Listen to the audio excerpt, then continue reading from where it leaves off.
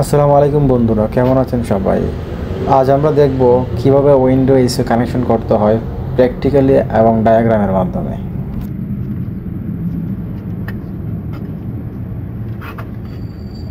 সাপ্লাইয়ের main page প্রথমে যাবে selector সুইচে। সিলেক্টরের high ampere terminal থেকে এক লাইন যাবে থার্মোস্ট্যাটে।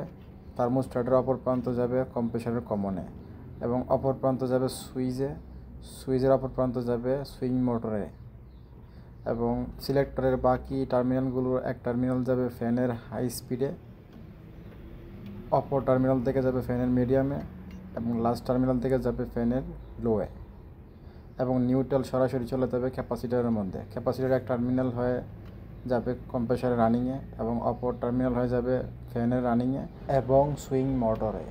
ক্যাপাসিটরের দুই টার্মিনালের মধ্যে এক টার্মিনাল যাবে কম্প্রেসরের স্টার্টিংয়ে এবং অপর টার্মিনাল যাবে ফ্যান মোটরের স্টার্টিংয়ে।